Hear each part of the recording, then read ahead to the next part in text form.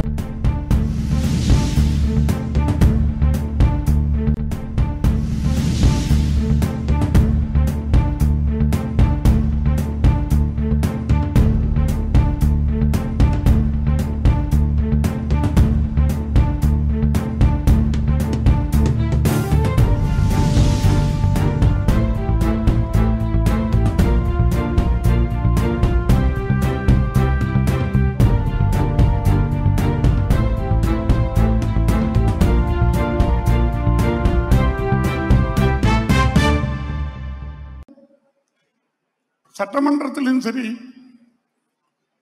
பொதுவெளியிலும் சரி, நாங்கள் போராடி கொண்டு இருக்கின்றோம். இருப்பினும் எங்களுடைய வியாபாரிகளுடைய கனவு இன்று வரை நிறைவேற்றப்படவில்லை என்று வருத்தத்துடன் தெரிவித்துக் கொள்கிறேன். பலமுறை அரசாங்கத்திடம் வலியுறுத்தி இருக்கின்றோம். சட்டசபையில் பேசியிருக்கின்றோம். ஏனோ நமது அரசாங்கம் செவிசாய்க்கவில்லை. நமது வியாபாரிகளுக்கு முக்கியமான கோரிக்கை என்னன்னா, இதுவரைக்கும் அசம்பிளியில் ஒவ்வொரு முறையும் என்னைய பேச்சில் எதிரொலித்தது முக்கியமான ஒன்று, பாண்டிச்சேரியில் மட்டும் ஜிஎஸ்டி உச்சவரம்பு 20 லட்சம். அண்டை மாநிலமான தமிழ்நாடு, ஆந்திரா, கேரளா, கர்நாடகா அனைத்திலையும் 40 லட்சம். இது எல்லாம் என்னன்னா, நமது வியாபாரிகள் அனைவரும் பாதிக்கப்பட்டுள்ளார்கள்.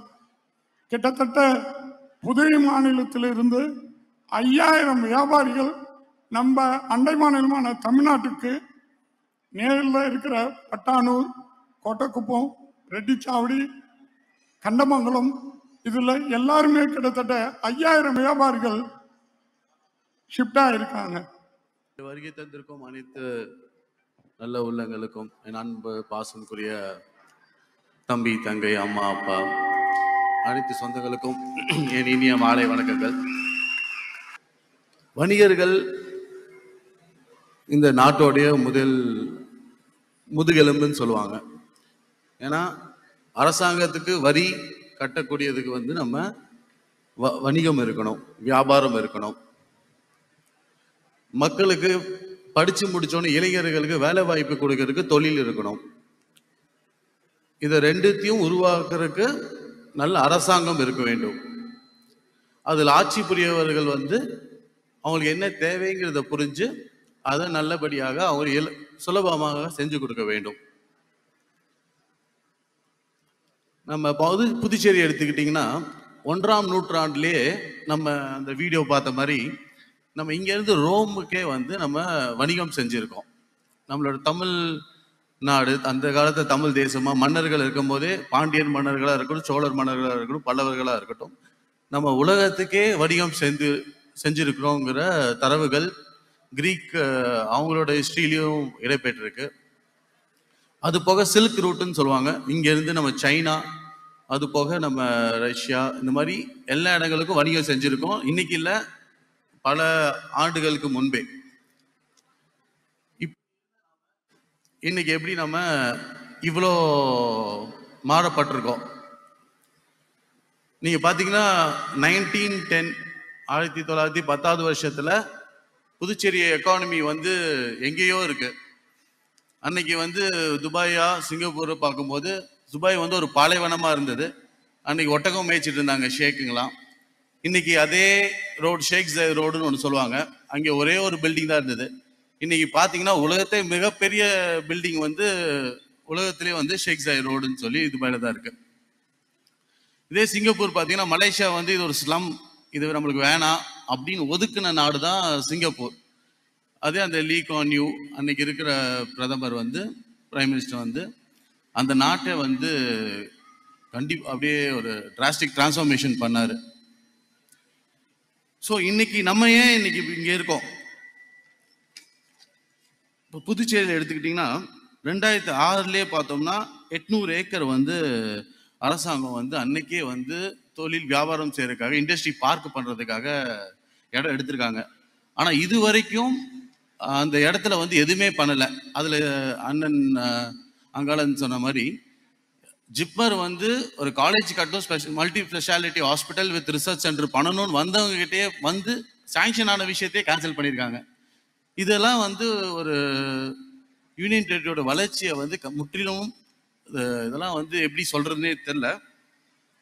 அதே மாதிரி இங்க இருக்கிற மாணவர்கள் பார்த்தீங்கன்னா 50 பிபிசி 2021 இதுபடி 50% மக்களுக்கு வேலை வாய்ப்பு இல்லாமல் இருக்குன்னு சொல்றாங்க, படித்த இளைஞர்களுக்கு. இதுல பார்த்தா 30% வந்து வேற மாநிலம், இங்கேருந்து கர்நாடகாவோ தமிழ்நாடோ ஹைதராபாத்ல போய் ஒரு வேலை செய்யற ஒரு சூழ்நிலைக்கு தள்ளப்பட்டிருக்கோம்.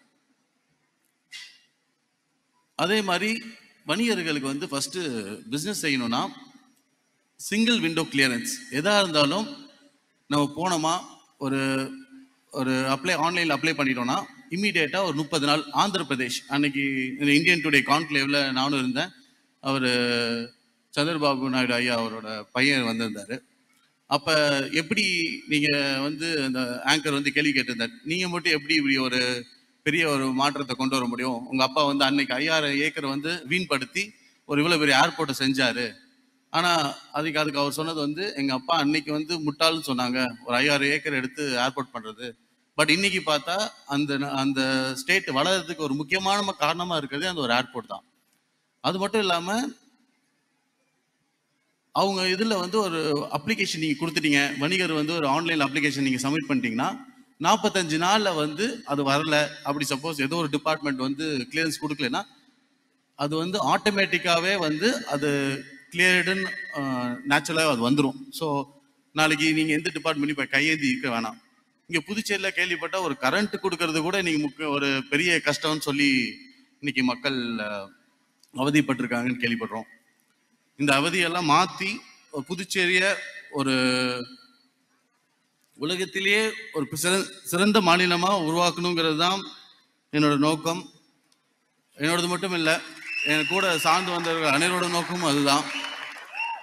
நான் வெளிநாட்டிலலாம் போய் படிக்கும் போது யோசிப்பேன், ஏன் நம்ம படித்து முடிச்சுட்டு இங்கேயே நம்ம செட்டில் ஆகிடலாம் நினைப்பேன். அதுக்கப்புறம் ஒரு தோன்றல் வந்துச்சு, ஏன் நம்மலாம் இருக்கப்பட்டவங்களாம் நம்ம அங்கே போய் நம்ம இருந்து செட்டில் ஆகிட்டோம்னா இந்த மாதிரி இங்கே இருக்க கஷ்டப்பட்டிருக்க நம்ம மக்களுக்கு யார் எப்படி செய்ய போகிறாங்க? ஏன் நம்ம நாட்டில் ஏன் சிங்கப்பூரா மாற்றக்கூடாதுன்னு ஒரு எண்ணம் வந்தது. அதான் எனக்கு உள்ள வந்த ஒரு முதல் தூண்டல். அதுக்காக அதை நோக்கி தான் பயணம் செஞ்சுட்டு இருக்கோம். இங்கே துபாயிலலாம் பார்த்தீங்கன்னா எல்லாத்துக்குமே ஒரு பார்க் இருக்கும். இண்டஸ்ட்ரீஸ்க்கு ஒரு தனியாக பார்க் இருக்கும், எலக்ட்ரானிக்ஸ்க்கு ஒரு தனியாக பார்க் இருக்கும். இப்போ நீங்கள் சைனாலாம் பார்த்தீங்கன்னா ஃபர்னிச்சருக்கு மட்டும் 500 ஏக்கர் 1000 ஏக்கரில் வந்து அதுக்கு மட்டுமே ஒரு இது பண்ணுவாங்க. இப்போ நம்ம ஊரில் அதெல்லாம் பண்ணணும்னா நம்ம மேனுஃபேக்சர் பண்ணுற ஒரு சின்ன சிறு தொழிலிருந்து பெருந்தொழில் பண்ணுறவங்க வரைக்கும் எண்ட் டு எண்ட் ஒரு இடத்துல பார்க்கிங்கோட ஃபெசிலிட்டிஸோட கொடுக்கும்போது மக்கள் அங்கே வந்து உங்களுக்கு ரெண்ட்டும் சீப்பாக கிடைக்கும். ஸோ அப்படி இருக்கும்போது வாங்குறவங்களுக்கு வந்து பொருள் சீப்பாக இருக்கும். அதே மாதிரி புதுச்சேரி தான் இந்தியாவிலே one of the longest frontage இருக்கிற ஒரு ஊர். நேஷனல் ஹைவேஸ் வந்து இருக்கிற ஃப்ரண்டேஜ். நம்ம இவ்வளோ பெரிய ஒரு அட்வான்டேஜை வச்சுட்டு நம்ம இங்கே ஒரு இண்டஸ்ட்ரீஸ் பார்க்கில் நம்ம பெருசாக பண்ணோம்னா வந்து கண்டிப்பாக வந்து மற்ற மாநிலங்கள்லேருந்து இங்கே வந்து கண்டிப்பாக பொருள்லாம் வாங்கிட்டு போவாங்க. அவங்களுக்கு ரேட்டும் குறைவாக இருக்கும், இங்கே இருக்கிறவங்களுக்கு வேலை வாய்ப்பும் கிடைக்கும். அதே மாதிரி இங்கே இருக்கிற ஐடி கம்பெனி மெயினாக இங்கே இருக்கிற எல்லாருமே கொண்டு போய் பெங்களூர்லேயும் ஹைதராபாத் சென்னையில் தான் வேலை பார்க்குறாங்கன்னு சொல்கிறாங்க. இன்னைக்கு நம்ம ஊரில் ஏகப்பட்ட லேண்டு சிட்டிக்குள்ளே போனோம்னா எதை பார்த்தாலுமே மூடி தான் கிடக்குது. ஒரு ஸ்போர்ட்ஸுக்குன்னு ஃபெசிலிட்டின்னு பண்ணேன்னு சொன்னாங்க. 4 வருஷமா 5 வருஷமா ஒரு ஸ்போர்ட்ஸுக்கு ஒரு கடையை கட்டிட்டு இன்னைக்கு வரைக்கும் திறக்காம அதை மூடி வச்சுட்டே இருக்காங்க. அதே மாதிரி ஒரு ஃபேக்ட்ரி ஏஎஃப்டி மில் எடுத்துட்டாலும் அதுவும் பார்த்தாலும் ஒன்று வேலை செய்ய அதை தொடங்கணும், இல்லையா வேற ஏதாவது பிரயோஜனப்படுத்துறதுக்காக ஒரு யூஸ் பண்ணும். அதையும் சிட்டிக்குள்ள இருக்கிற எல்லா இடமும் முக்கியமான இடங்கள் எல்லாமே பார்த்தா வீணா இருக்கு. இது மாதிரி ஏதோ ஒரு இடத்த எடுத்து ஒரு ஐடி பார்க் நம்ம செஞ்சு கொடுத்தா நம்ம இருக்க மக்கள் போய் வெளி மாநிலத்தில் போய் வேலை செய்யணுங்கிற ஒரு தேவையே இருக்காது. அப்படி அவங்க இங்கேயே வேலை செஞ்சு சம்பளம் வாங்கினாங்கன்னா அவங்க கிடைக்கிற சம்பளத்தையும் நம்ம இங்க இருக்கிற மக்கள் இங்க இருக்க கடையிலேயே அவங்க செலவு பண்ணுவாங்க. இங்க இருக்கிற எக்கானமி, இங்க இருக்கிற புதுச்சேரியோட வியாபாரம் இன்க்ரீஸ் ஆகும். இப்ப அவங்க இங்கேருந்து அங்கே போய் இருக்கும்போது அவங்க வாடகையா இருக்கட்டும், சாப்பாடா இருக்கட்டும், அவங்க தங்குற இடமா இருக்கட்டும், முக்கால்வாசி காசு அந்த இதுக்கே செலவிடும். அவங்க வீட்டுக்கு எடுத்துட்டு வர்றது வந்து ரொம்ப கம்மியான ஒரு இதுவாக தான் இருக்கும். ஸோ இந்த மாதிரி முக்கியமான, ஏன்னா இப்ப பொட்டென்ஷியல் இல்லைன்னு இல்லை, இன்னைக்கு உலகத்துல வந்து ஒரு பாலைவனத்தையே சோலைவனமா மாத்துங்கிற போது நம்ம கிட்ட படிச்ச இளைஞர்கள் இருக்காங்க. என்னோட நண்பர் வியட்நாம்ல இருந்து வின்ஃபாஸ்ட்னு ஒரு கார் கம்பெனி வந்தாங்க. அவங்க இந்தியாவில் வந்து இடம் பார்த்துட்டு இருந்தாங்க. நான் வந்து எங்கிட்ட ஹெல்ப் கேட்டாங்க. நான் சொன்னேன் நம்ம ஃப்ரெண்டு மினிஸ்டர் கிட்ட நான் இன்ட்ரோடியூஸ் பண்ணுறேன்னு சொல்லி அவங்க காரைக்கால் பார்த்தாங்க, நம்ம இங்கே குஜராத்தில் பார்த்தாங்க, மகாராஷ்டிரா பார்த்தாங்க, தமிழ்நாடு பார்த்தாங்க. மகாராஷ்டிரா குஜராத் உங்களுக்கு ஒரு இலவசமாக லேண்டு தரேன், உங்களுக்கு என்ன வசதி வேணுமோ நான் பண்ணி தரேன்னு சொன்னாங்க. அவங்க ஏன் தமிழ்நாடு சூஸ் பண்ணாங்கன்னா நம்ம இருக்கிற இளைஞர்கள் வந்து இன்னைக்கு காமராஜர் தலைவர் இருக்கும் போதே எல்லாத்தையும் அன்னைக்கு ஒருத்தர் படிக்க வச்சார். அந்த படிப்பு தான் இன்னைக்கு நம்ம அரசியல்வாதிகள் வந்து அதுக்கு உதவி பண்ணலைனாலும் அன்னைக்கு அவரு கொடுத்த அந்த இலவசம் உணவு திட்டம் அது வந்து அதனால மக்கள் இன்னைக்கு படிச்சு இன்னைக்கு எல்லாம் பெரிய ஆளாகி இன்னைக்கு மக்கள் வந்து மற்ற மாநிலங்கள் கம்பேர் பண்ணும்போது நம்ம எங்கேயோ படிச்சு நம்ம பெரிய லெவலில் இருக்கோம். ஸோ அப்படி இருக்கும்போது இன்னைக்கு அரசாங்கமே இல்லைன்னா கூட நம்ம மக்கள் படிச்சது ஒரு முக்கியமான காரணமா இன்னைக்கு எல்லாரும் அவங்க வாழ்வாதாரமே மாறி போயிருக்கு. ஸோ அப்படி கடைசியில் அவங்க என்ன பண்ணாங்கன்னா தூத்துக்குடியை வந்து செலக்ட் பண்ணி, ஏன்னா அவங்களுக்கு என்ன ஒரு அட்வான்டேஜ், தூத்துக்குடியில் போர்ட் இருக்கு, சீ போர்ட். ஸோ அந்த சீ போர்ட்டுக்கு ஃபைனல் பண்ணி முடிச்சாங்க. அதை நான் எவ்வளோ கஷ்டப்பட்டு நம்ம காரைக்கால் போர்ட்டுக்கு பக்கத்துலேயே அதை கொண்டு வரலான்னு நாங்கள் ட்ரை பண்ணோம். அப்படி இருந்தும் இங்கே எந்த சப்போர்ட் நம்மளுக்கு கிடைக்காதனால அதை நம்ம ட்ராப் பண்ண வேண்டிய சூழ்நிலையாக இருந்தது. இன்னைக்கு வந்து 500 பேர் 1000 பேருக்கு பக்கம் அவங்க வேலை வாய்ப்பு கொடுத்து இன்னைக்கு அவங்க ஃபேக்ட்ரி ஆரம்பிச்சு இன்னைக்கு வந்து ஆல்மோஸ்ட் எல்லா காருமே மேனுஃபேக்சர் பண்ண எல்லா காருமே அவங்களுக்கு வித்துருச்சு. ஸோ இந்த மாதிரி நம்ம வந்து இந்த மாதிரி வரவேற்கக்கூடிய நிறைய கம்பெனிஸை நம்ம இதே மாதிரி ஏன் இவங்கெல்லாம் வரமாட்டுறாங்கன்னு சொல்லி விசாரித்தோம். அப்போ என்ன சொல்கிறாங்கன்னா மெயின் காரணம் சுஸ்லான் ஃபேக்ட்ரி இங்கே இருந்துச்சு. அப்போ வந்து ரவுடிசம் ரொம்ப அதிகமாக இருந்தது. யாரை கேட்டாலும் மிரட்டுறாங்க, மிரட்டி மாமூல் கேட்குறாங்க. மாமூல் கேட்டால் எப்படி ஒரு இண்டஸ்ட்ரி பண்ணுறவன் ஃபஸ்ட்டு ஏன் சிங்கப்பூர் துபாய் வந்து இவ்வளோ இதாக இருக்குன்னா ஃபஸ்ட்டு சேஃப்டி வேணும். எப்போ பார்த்தாலும் ஒரு கொலை, வாரத்துக்கு ஒரு கொலை மாதிரி எப்போ பார்த்தாலும் ஒரு கொலை. இது வரைக்கும் அந்த கொலைகளுக்கு ஏதாவது ஒரு பதில் சொல்லியிருக்காங்களா? இது வரைக்கும் ஒரு பதில் இல்லை. அன்னைக்கு லாஸ்ட் வீக் பார்த்தோம்னா ஒரு கொலை பண்ணி வணிகர்கள் எல்லாம், ஒரு வணிகர் சம்மந்தப்பட்டவர், அவர்னால அவர் வணிகர் எல்லாம் போராடி பண்ணி பார்த்தாங்க. ஆனால் இது வரைக்கும் அதுக்கு ஒரு இந்த மாதிரி கொலைகளை வந்து நடந்து கொண்டே இருக்கிறது. ஸோ இப்படி நடந்துகிட்டே இருந்தால் எப்படி ஒரு வெளிநாட்டுக்காரங்களோ இல்லை எப்படி ஒரு வெளி மாநிலங்காரங்களோ எப்படி இங்கே வந்து ஒரு ஃபேக்ட்ரி போடுறதுக்கு முன் வருவாங்க? ஸோ இந்த மாதிரி விஷயங்களை வந்து அரசாங்கம் வந்து முன் வந்து சிங்கிள் விண்டோ கிளியரன்ஸ், வரவங்கிட்ட முன்னாடியே வந்து எவ்வளோ கட்டிங் கேட்கறது, இதெல்லாம் பேசினா எப்படி வந்து முன்னாடியே ஒரு அமௌண்ட் ஒருத்தர் ஃபேக்ட்ரி போடுறதுக்கு முன்னாடியே வந்து கல்யாணம் பண்ணுறதுக்கு முன்னாடியே குழந்தை பெற்றுக்கிட்டங்கிற காரணங்கிற மாதிரி இது இருக்கு. எப்பவுமே வந்து மக்களை வந்து ஃபர்ஸ்ட் ஒரு விஷயத்த வந்து ஆரம்பிக்க விடணும். அது ஆரம்பிச்ச பிறகு அந்த விஷயத்துல இருந்து வர லாபத்துல கண்டிப்பா அவங்க டாக்ஸ் கொடுக்க வரும். இன்னைக்கு ஜிஎஸ்டி வந்துருச்சு, இன்கம் டாக்ஸ் வந்துருச்சு, அனைத்து வகையான டாக்ஸ்கள் வந்துருச்சு. அந்த மாதிரி டாக்ஸை வச்சு நம்ம எப்படி நம்ம மாநிலத்தை டெவலப் பண்ணணும்னு பார்க்கணுமே தவிர இந்த மாதிரி கெட்ட விஷயத்துக்கெல்லாம் போய் நம்ம வர மக்களையும் ஆல்ரெடி இருந்த கம்பெனியே வெளியே அமிச்சிட்டோம். இனி புதுசாக வரவங்களுக்கு நம்ம மாற்றத்தை உருவாக்கினால் மட்டுமே புது வந்து ஃபேக்ட்ரியோ காலேஜோ இன்ஸ்டிடியூஷன்ஸோ ஏதோ செய்ய வருவாங்களே தவிர அது இல்லைனால் நம்ம இது பண்ணுறது ரொம்ப கஷ்டமாயிடும். கடைசியாக என்னோட வேண்டுகோள், அரசாங்கம் வணிகர் மாநாட்டின் சார்பாக அவங்க முன்வைத்த கோரிக்கைகளை நிறைவேற்றணும் ஒன்று. இன்னொன்று, இந்த மக்களுக்கு இந்த ரெஜிஸ்ட்ரேஷன் மெம்பர்ஷிப் ரெஜிஸ்ட்ரேஷனுக்கு தேவையான பண உதவி, நிதி உதவி எங்கிட்ட கேட்டிருந்தாங்க. அதுக்காக 5000 பேர்த்துக்கு ஒரு 300 ரூபா கொடுத்து அந்த ரெஜிஸ்ட்ரேஷன் ஃபீஸை கொடுத்து அதை ஸ்டார்ட் பண்ணுறேன். நான் முன் உதவி பண்ணுகிறேன். உங்களோட அன்பு ஆதரவும் என்னைக்கும் எப்பவும் தேவை. நன்றி, வணக்கம், தேங்க்யூ.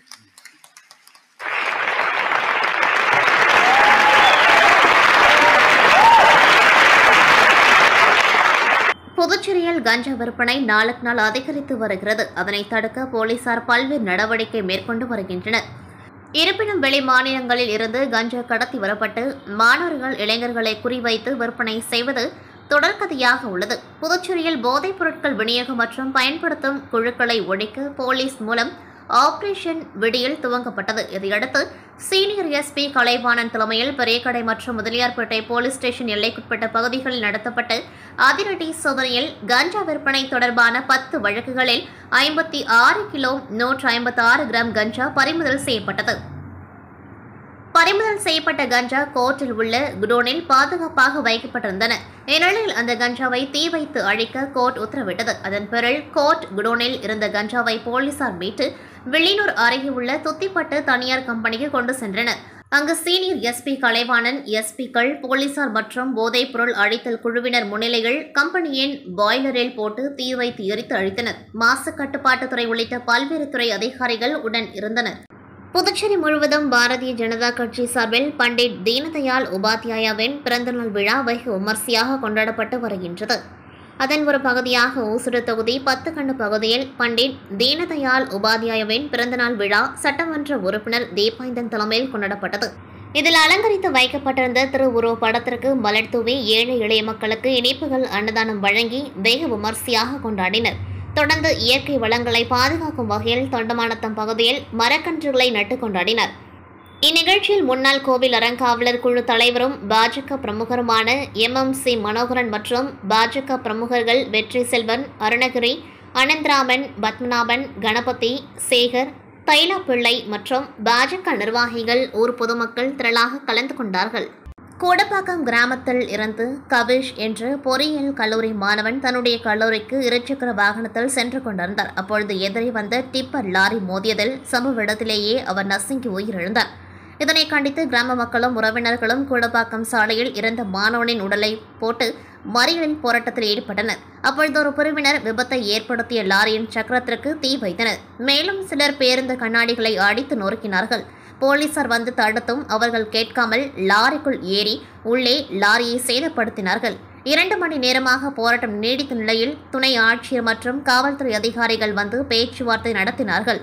இனி இப்பகுதியில் விபத்தை ஏற்படுத்தாமல் தடுப்பதற்கு தடுப்புகள் அமைக்கப்படும். போலீசார் பாதுகாப்பில் ஈடுபடுவார்கள். இறந்த மாணவர் குடும்பத்திற்கு நிவாரணம் பெற்று தரப்படும் என்று உறுதியளிக்கப்பட்டது. இதனைத் தொடர்ந்து போராட்டம் கைவிடப்பட்டது. மாணவனின் உடல் பிரேத பரிசோதனைக்கு அனுப்பப்பட்டது. திருவண்ணாமலையில் இந்தியன் வங்கியின் சார்பில் தூய்மை சேவை இயக்க விழிப்புணர்வு பேரணி மற்றும் தூய்மை பணிகள் நடைபெற்றது. இந்தியன் வங்கியின் சார்பில் தூய்மையை சேவை இயக்க விழிப்புணர்வு பேரணி இன்று காலை திருவண்ணாமலையில் நடைபெற்றது. இந்த விழிப்புணர்வு பேரணியை திருவண்ணாமலை மாநகராட்சி ஆணையாளர் செல்வ பாலாஜி துவக்கி வைத்தார். திருவண்ணாமலை இந்தியன் வங்கி மண்டல அலுவலகத்தில் தொடங்கி விழிப்புணர்வு பேரணி போலூர் சாலை, அண்ணா நுழைவாயில் வழியாக சென்று அறிவொளி பூங்காவில் நிறைவு பெற்றது. இந்த விழிப்புணர்வு பேரணியில் இந்தியன் வங்கியின் மண்டல மேலாளர் ராமராஜன், துணை மண்டல மேலாளர் ஜமால் முகமது, முன்னோடி வங்கி மேலாளர் முருகன் மற்றும் மாவட்டத்தில் உள்ள அனைத்து கிளை இந்தியன் வங்கியின் பணியாளர்களும் கலந்து கொண்டு பின்னர் நடைபெற்ற அறிவொளி பூங்காவை தூய்மைப்படுத்தும் பணியில் பங்கேற்று பூங்காவை தூய்மைப்படுத்தினர். தமிழ் வளர்ச்சித்துறையும் கடலூர் மாவட்ட தமிழ்ச்சங்கம் இணைந்து திருக்குறள் திருப்பலி திட்ட 12ஆம் நாள் பயிற்சி வகுப்பு கடலூர் இமாக்லேட் மகளிர் கல்லூரியில் கல்லூரி முதல்வர் முனைவர் சுசீலா தேவி தலைமையில் நடைபெற்றது. இந்நிகழ்ச்சிக்கு வந்திருந்த அனைவரையும் கடலூர் இமாக்லேட் மகளிர் கல்லூரி தமிழ்துறை உதவி பேராசிரியர் முனைவர் விஜயலட்சுமி வரவேற்றார். இமாக்லேட் மகளிர் கல்லூரி செயலர் அருட் சகோதரி முனைவர் மேரி நிர்மலா ராணி, கடலூர் இலக்கிய சோலை தலைவரும் திருக்குறள் திருப்பணி திட்ட கண்காணிப்பு குழு உறுப்பினருமான பாச்சுடர் வளவத்துறையன், கடலூர் மாவட்ட தமிழ்ச்சங்க பொருளாளர் கவிஞர் குறிஞ்சி ரவி ஆகியோர் வாழ்த்துரை வழங்கினார்கள். கடலூர் தமிழ் வளர்ச்சித்துறை துணை இயக்குநர் சுப்புலட்சுமி நோக்குவுரையாற்றினார். திருக்குறள் திருப்பணி திட்ட கண்காணிப்பு குழு உறுப்பினரும் கடலூர் பெரியார் அரசு கலைக்கல்லூரி தமிழ்துறை உதவி பேராசிரியர் முனைவர் ஜானகி ராஜா சிறப்புரையாற்றினர். நிகழ்ச்சியில் கடலூர் மாவட்ட தமிழ்ச்சங்கத்தின் செய்தி பிரிவு செயலாளர் கவிஞர் சிங்காரம், மூத்த பத்திரிகையாளர் குமார், திருக்குறள் திருப்பணி திட்ட கண்காணிப்பு குழு உறுப்பினர் நடராஜன், கடலூர் தமிழ்ச்சங்க இணை செயலாளர் கவிஞர் ராம ஜெகதீசன், அன்பழகன், தமிழ்துறை முனைவர் பட்ட மாணவர் தவ மணிகண்டன் உள்ளிட்ட பலர் கலந்து கொண்டார்கள். இறுதியில் கடலூர் இமாக்குலேட் மகளிர் கல்லூரி தமிழ்துறை உதவி பேராசிரியர் முனைவர் அன்னபூரணி நன்றி கூறினார். சிதம்பரம் வட்டம் பிச்சவரம் அஞ்சல் தாண்டவராயன் சோழன்பேட்டை தமிழச்சி என்பவரின் கணவர் ரமேஷ் கடந்த 12/9/2025 அன்று சவுதி அரேபியாவில் தங்கி மீன்பிடித்து தொழில் செய்த நிலையில் பரசான் என்ற இடத்தில் தங்கி தினமும் காலையில் சென்று கடற்கரையிலிருந்து படகு மூலம் கடலுக்கு சென்று மீன்பிடித்து வந்தனர். இந்த நிலையில் கடந்த செப்டம்பர் 12ஆம் தேதி ரமேஷ் என்பவருடன் 5 பேர் குழுவாக காரில் மீன்பிடிக்க ஜிசான் என்ற இடத்தின் அருகே சென்றபொழுது கார் நிலை தடுமாறி விபத்துக்குள்ளானதாகவும், இதில் தனது கணவர் ரமேஷ் வயது 34, மேலும் கன்னியாகுமரி மாவட்டத்தை சேர்ந்த 2 உள்ளிட்ட 3 பேரும் உயிரிழந்தனர். மீனவர்களில் அவரது கணவர் ரமேஷ் இருசப்பன் அவர்களும் இறந்துவிட்டார். அவருக்கு 2 குழந்தைகள் உள்ளனர். அவர்களை காப்பாற்றவும் அவர்களின் வாழ்வாதாரத்திற்கும் உதவும் விதமாகவும் தமிழக முதலமைச்சர் மு.க.ஸ்டாலின் அவர்களின் பார்வைக்கு இச்செய்தியை கொண்டு சென்று முதலமைச்சர் நிவாரண நிதி பெற்றுத் தருவதோடு அவருக்கு தகுதியான அரசு வேலை வழங்கி உதவுமாறும் கடலூர் மாவட்ட ஆட்சியர் சி.பி. ஆதித்ய செந்தில்குமார் அவர்களிடம் தனது குடும்பத்தினரை அழைத்து வந்து மனு அளித்தார். புதுச்சேரி PCR செல் காவலர்கள் சார்பில் மேட்டுப்பாளையம் என்ஆர் பார்க் பகுதியில் துப்புரவு பணி நடைபெற்றது. புதுச்சேரியில் சேவா பக்வாடாவின் கண்காணிப்பின் பேரில் PCR செல் காவலர்கள் சார்பில் மேட்டுப்பாளையம் என்ஆர் பார்க் பகுதியில் துப்புரவு பணி நடைபெற்றது. இதில் சிறப்பு அழைப்பாளராக PCR செல் காவல் கண்காணிப்பாளர் சரவணன் மற்றும் PCR செல் காவல் ஆய்வாளர் கிட்லா சத்யநாராயணன் ஆகியோர் கலந்து கொண்டு துப்புரவு பணியினை துவக்கி வைத்தனர். இதில் PCR செல் அதிகாரிகள், காவலர்கள் பலர் கலந்து கொண்டு தூய்மை பணியில் ஈடுபட்டனர். கடலூர் மாவட்ட ஆட்சியர் அலுவலகத்தில் சுமார் 70க்கும் மேற்பட்டோர் வருவாய்த்துறை சங்கங்களின் கூட்டமைப்பான FERA கூட்டமைப்பின் சார்பாக உங்களுடன் ஸ்டாலின் திட்ட பணிகளை புறக்கணித்தும் 9 அம்ச கோரிக்கைகளை நிறைவேற்ற வலியுறுத்தியும் திட்ட பணிகளுக்கு உரிய கால அவகாசம் வழங்க கோரியும் மற்றும் பல்வேறு கோரிக்கைகளை வலியுறுத்தி இன்று மாலை முதல் இரவு 8 மணி வரை மாபெரும் காத்திருப்பு போராட்டம் ஆனது தமிழ்நாடு முழுவதும் நடைபெற்று வருகின்றது. அதன் அடிப்படையில் இன்று கடலூர் மாவட்ட ஆட்சியர் அலுவலகத்தில் மாவட்ட ஒருங்கிணைப்பாளர் மகேஷ், செந்தில் முருகன், தினகரன் இவர்களின் தலைமையில் நடைபெற்றது. புதுவை ஆதித்யா கல்வி நிறுவனத்தின் 12ஆம் ஆண்டு துவக்க விழா செண்பக ஹோட்டலில் நடைபெற்றது. இந்த விழாவில் கல்லூரி முதல்வர் ஸ்ரீதர் சிறப்பு விருந்தினர்களை கௌரவித்து வரவேற்புரையாற்றினார். விழாவில் சென்னை அட்வான்டேஜ் ஃபுட்ஸ் நிறுவனத்தின் தலைமை இயக்க அதிகாரி அரங்கநாதன் முக்கிய விருந்தினராக கலந்து கொண்டு உரையாற்றினார். தொழிற்சங்க தலைவர் முருகன் சிறப்பு விருந்தினராக கலந்து கொண்டு உழைப்பின் பெருமையையும் திருச்சி KIT நிறுவனத்தின் தலைமை நிர்வாக இயக்குநரும் கபிலன் சிறப்புரையாற்றினர். இவ்விழாவில் CPIM கட்சியின் செயலாளர் ராமச்சந்திரன் வாழ்த்துரை வழங்கினர். கல்லூரி துணை முதல்வர் பூங்குழலி ஸ்ரீதர் நிகழ்ச்சிகளை தொகுத்து வழங்கினர். துறைத் தலைவர் ஜோர்ஜி நன்றி உரையாற்றினர். நிகழ்ச்சிக்கான ஏற்பாடுகளை ஆசிரியர்களும் மாணவர்களும் ஹோட்டல் ஊழியர்களும் செய்திருந்தனர். விழாவில் மாணவர்களும் பெற்றோர்களும் கலந்து கொண்டார்கள். இத்துடன் செய்திகள் முடிவடைகின்றன. நன்றி, வணக்கம்.